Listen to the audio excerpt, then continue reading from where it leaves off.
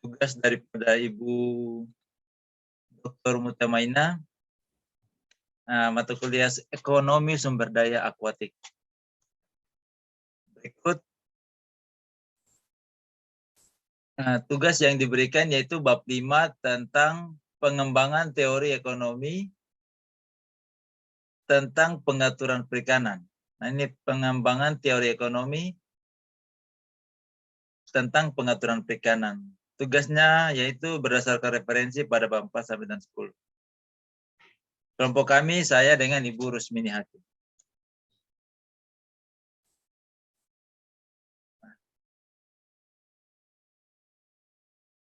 Ya, ini pada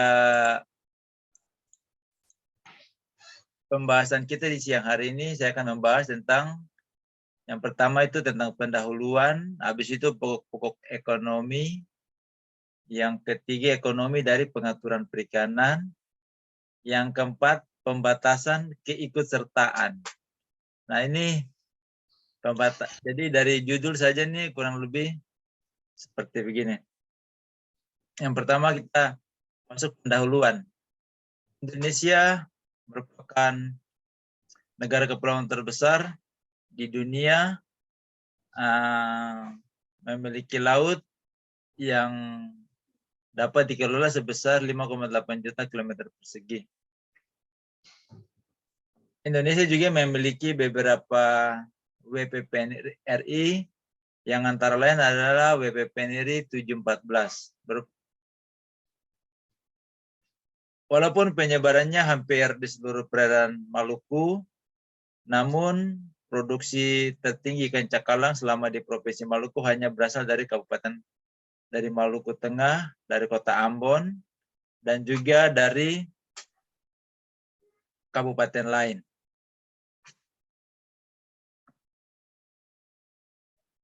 Usaha penangkapan ikan cakalang dengan pola lain membutuhkan investasi yang besar. Dengan demikian, analisis finansial terhadap usaha ini sangat penting. Dalam kegiatan bisnis, aspek finansial adalah inti dari keseluruhan aspek yang dianalisis. Aspek finansial berkaitan dengan pemantauan kebutuhan, jumlah dana, dan pengalokasian sehingga memberikan keuntungan yang menjanjikan bagi pengusaha atau investor. Itu menurut Rianto tahun 95. Hal yang mendasari pada pelaksanaan penelitian dengan tujuan bisa menghitung keuntungan dan kelayakan usaha perikanan cakalang dengan alat tangkap pola lain di Provinsi Maluku. Jadi pada tugas kami ini, saya berusaha untuk mencoba menjelaskan tentang seperti yang tadi, pengembangan teori ekonomi tentang pengaturan perikanan. Namun yang saya ambil di sini adalah lokusnya di Provinsi Maluku.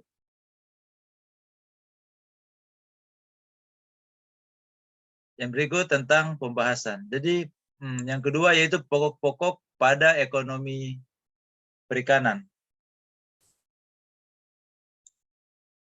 Yang pertama tentang teknologi penangkapan ikan cakalang. Jadi teknologi penangkapan ikan cakalang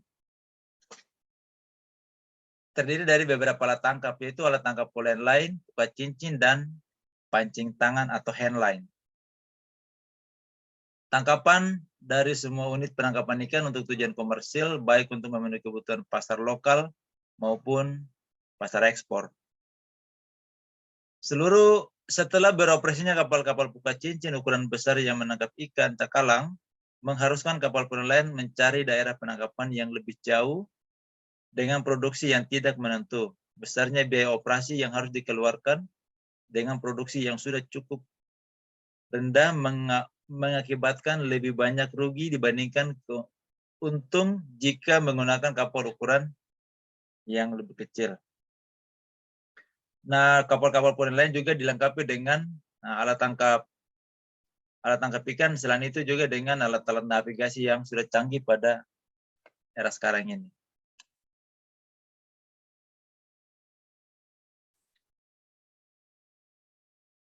Sekarang pokok-pokok ekonomi perikanan. Pokok-pokok ekonomi perikanan menurut kami yang kami bahas di sini ada 3, yaitu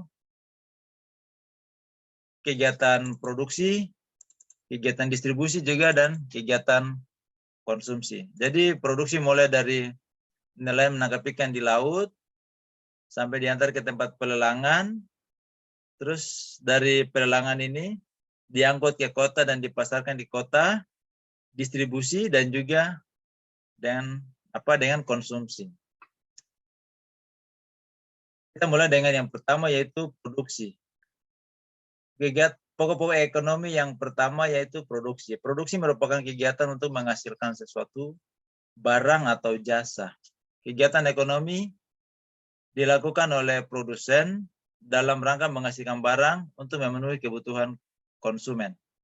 Tujuannya adalah untuk memenuhi kebutuhan para pembeli dan juga mencari keuntungan dalam menghasilkan barang dan jasa.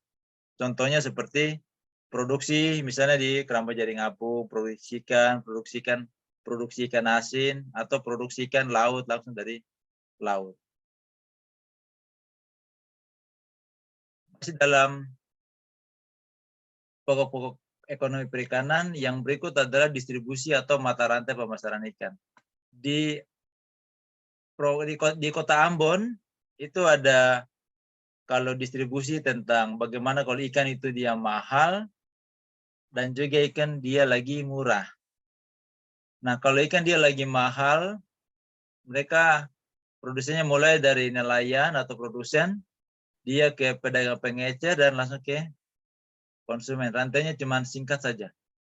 Tapi kalau ikan dia lagi murah, atau bagaimana menghabiskan ini, maka rantainya seperti ini. Jadi ada dari nelayan, dia ke pemerintah atau menyediakan cold storage, dia bisa ke cold storage juga dia ke papa lele terus dia ke konsumen. Papa lele ini adalah sebutan untuk orang yang berjualan yang terlebih dahulu membeli barang atau dagangannya untuk dijual. Papa lele ini yang berjualan ikan, dia membeli ikan terlebih dahulu, lalu menjualnya kembali. Ini papa lele. Berikut distribusi atau rantai pemasaran ikan.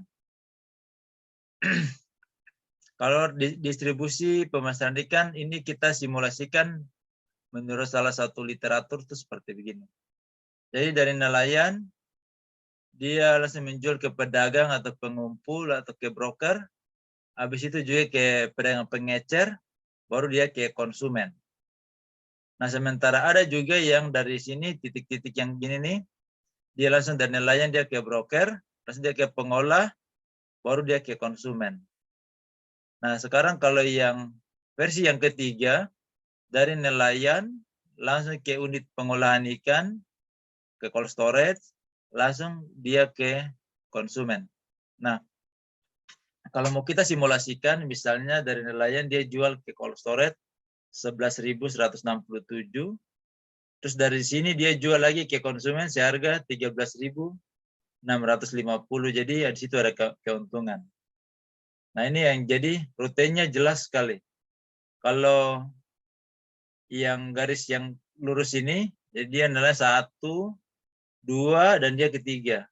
Jadi kalau nelayan dia jual ke cold storage dan cold storage ke konsumen, sangat jelas.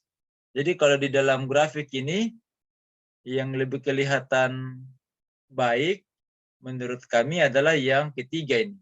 Yang ketiga ini artinya yang dari nelayan ke UP atau cold storage, terus dia ke konsumen. Mungkin begitu. Lanjut. Jadi mata rantai distribusi ini yang dari hasil penelitian kita bisa lihat bahwa kalau rantai pertama itu dia kurang lebih seperti ini, dia netral karena FS-nya dengan MP ini sama. Terus kalau yang kedua tidak efisien karena FS lebih kecil daripada MP. Terus yang ketiga adalah FS ini lebih besar daripada MP. MP ini margin pasar dan FS ini farmer share. Artinya seperti itu. Nah, kalau secara waktu ditulis di dalam jurnal penelitiannya, rantai ketiga ini merupakan saluran pemasaran terpendek dibandingkan dengan dua rantai yang di atas, yang lain, yaitu nelayan dari pihak nelayan karena melibatkan dua pihak, yaitu nelayan dan cold storage. Lanjut.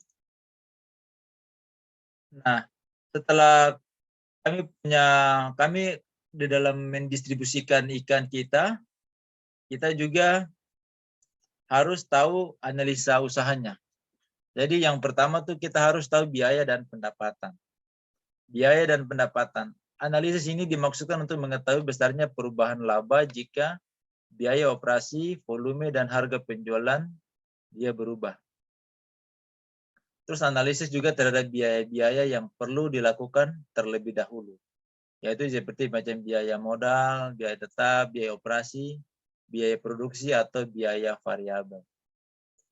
Yang kedua, investasi. Investasi ini merupakan modal kerja permanen atau biaya-biaya yang dikeluarkan untuk mendapatkan barang investasi. Dalam usaha perikanan, barang investasi adalah kapal, alat tangkap, dan barang lainnya yang diperlukan untuk menghasilkan produksi atau hasil tangkapan. Di dalam jurnal penelitian bahwa komponen biaya investasi terbesar untuk kapal polen line adalah 67%, diikuti dengan mesin induk kurang lebih permesinan 29,11, dan 11 lainnya untuk mesin bantu dan alat navigasi. Nah, analisa usaha. Dari hasil penelitian dari jurnal, kita bisa melihat bahwa besarnya investasi kapal dan biaya tetap usaha perikanan bisa dilihat di dalam tabel, misalnya seperti begini. Kalau biaya investasinya yaitu untuk ada kapal, mesin utama, mesin bantu, alat navigasi dengan alat tangkap. Ini satu paket yang tidak bisa terpisahkan ini. Sedangkan untuk biaya tetap usaha perikanan adalah ukuran kapal kurang dari 20 gross ton, angkanya 47 juta sekian, dan seterusnya. Ini merupakan daripada biaya tetap. Biaya tetap itu terjadi penyusutan dan perbaikan dan perawatan, dan juga dengan pajak. Dalam analisa usaha, yaitu dengan total penerimaan, biaya keuntungan setahun kapal-kapal polen line. Jadi kalau kapal yang pertama dalam 1 tahun bisa menghasilkan biaya penerimaan sebesar 1 miliar lebih, kapal kedua 912 juta sekian, kapal ketiga 1 miliar lebih, dan seterusnya. Jadi kalau rata-ratanya itu sekitar 1,1 miliar 852. Jadi pada biaya operasionalnya seperti begini dan biaya tetapnya seperti begini, total biayanya dan keuntungannya adalah sebesar ini rata-rata kurang lebih 348 juta. Jadi hasil distribusi kita bisa melihat bahwa besarnya nilai NPV dari hasil investasi saat ini sebesar 7 sekian dengan nilai IRR sebesar 26% dan net BC sebesar 7,54. Dari hasil analisis menunjukkan bahwa usaha perikanan polen line saat ini secara finansial layak dikembangkan dengan berbagai kemungkinan yang akan terjadi jika tidak dikelola dengan benar. Jadi ini harus layak karena angka yang dikeluarkan adalah angka yang sangat besar sekali. Nah ini bisa dilihat. Jadi usaha ini harus dihitung secara baik dan harus layak. Sekarang ikan yang beredar di Kota Ambon itu dimakan oleh warga Provinsi Maluku. Nah, ini juga merupakan suatu peluang usaha di mana konsumsi ikan di Provinsi Maluku sangat tinggi sekali. Karena Maluku tercatat sebagai provinsi dengan jumlah konsumsi ikan terbanyak di Indonesia pada tahun 2020, yakni sebanyak 72,76 kg per kapita. Sementara Sulawesi Tenggara berada di posisi berikutnya dengan jumlah 70,95 kg per kapita. Jadi Provinsi Maluku masih memegang tingkat konsumsi ikan yang paling tinggi. Berikut.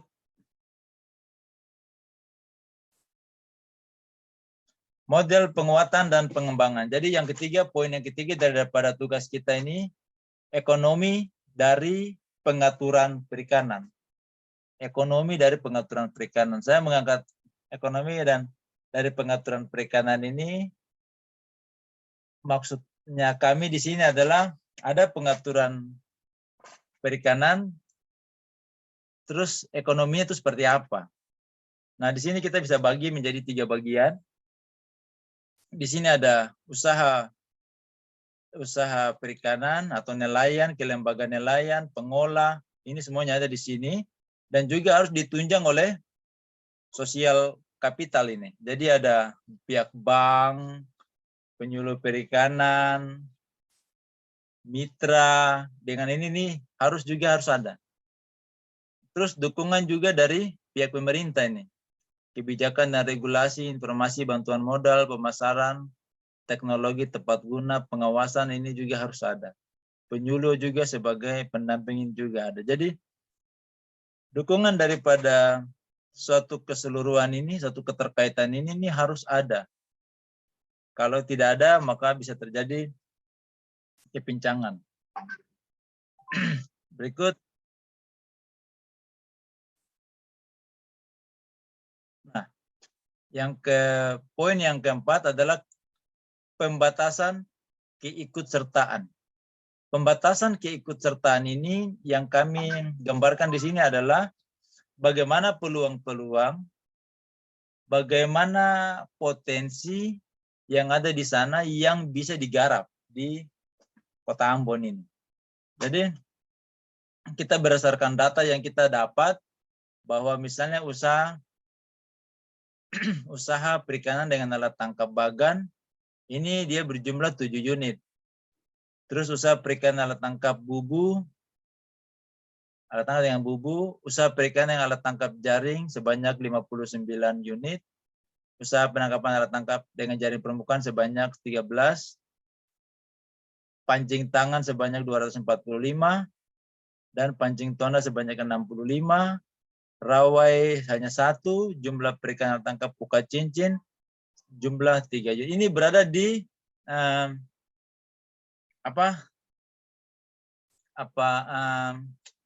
Teluk Ambon luar.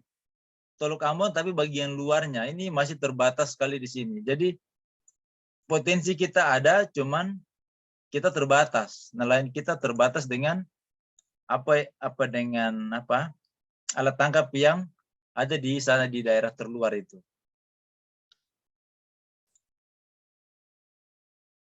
Nah, ini bisa dilihat setelah dianalisis dengan analisis keuangan, analisis usahanya. Nah, kita bisa lihat bahwa nilai gross BC dari seluruh alat tangkap itu yang menunjukkan bahwa gross BC lebih besar daripada 1. Jadi variasi nilai berkisar antara 1,6 sampai itu yaitu alat tangkap pukat cincin dan yang paling terakhir adalah alat tangkap bubu. Nilai profitability ratio kurang lebih juga dia lebih besar daripada 1, yaitu nilainya 1,2 sampai 8,05. Itu alat tangkap pukat cincin paling terbesar dan alat tangkap bubu paling terendah adalah pukat cincin dan yang paling tertinggi adalah alat tangkap bubu. Terus nilai gross BC menunjukkan bahwa angka itu bervariasi, yaitu mulai dari 2 juta sekian sampai dengan 100 juta sekian. Alat tangkap yang memiliki nilai terendah adalah jaring dasar dan nilai yang tertinggi adalah alat tangkap bagan. Bisa dilihat seperti di grafik, kurang lebih seperti ini. Kalau kita masuk lagi kepada nilai rating dan skor, jadi berdasarkan hasil analisa finansial bahwa tentang kriteria investasi di suatu usaha, yaitu gross BC, net BC, profitability ratio, dan net present value. Analisa dilanjutkan dengan metode scoring untuk mengetahui usaha yang menjadi pilihan. Jadi setelah dilakukan analisa usaha yang tadi, dilanjutkan lagi dengan metode skor untuk mengetahui usaha yang akan menjadi pilihan. Karena ini usaha di bagian terluar, Teluk Ambon luar, jadi sedikit jauh daripada perumahan warga begitu. Bisa dilihat di dalam tabel kurang lebih seperti begini. Diberi ranking. Selanjutnya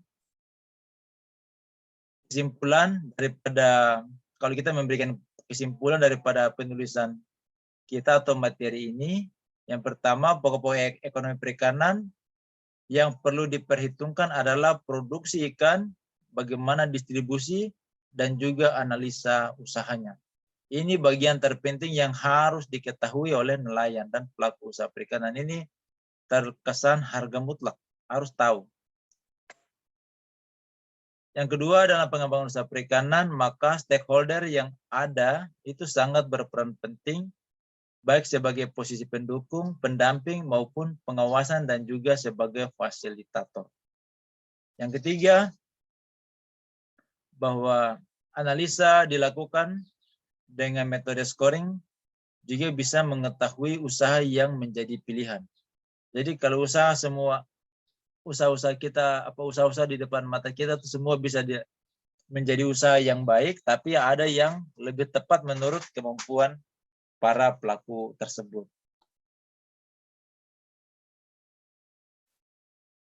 Saran yang pertama kepada pihak pemerintah diharapkan memberikan pemahaman kepada masyarakat, khususnya pelaku usaha perikanan, agar mengetahui cara menghitung analisa usaha melalui pelatihan-pelatihan atau BIMTEK beberapa kali dalam setahun. Juga kepada peran stakeholder sangat penting, baik sebagai posisi pendukung, pendamping, maupun pengawas, dan juga sebagai fasilitator. Yang ketiga, pemerintah memberikan informasi secara jelas kepada masyarakat tentang peluang-peluang usaha yang akan diambil bagi pelaku usaha perikanan, khususnya di daerah yang berpotensi dalam satu kawasan tertentu. Karena keterbatasan masyarakat mengetahui potensi pada daerah tersebut. Kadang masyarakat mau ingin melakukan usaha, tapi masyarakat tidak tahu peluang potensi-potensi apa yang bisa digali dalam suatu daerah tersebut. Mungkin itu penjelasan dari kami. Saya dan Ibu Rusmin Hakim menyampaikan terima kasih. Semoga bermanfaat bagi kita semua. Selamat siang. Terima kasih.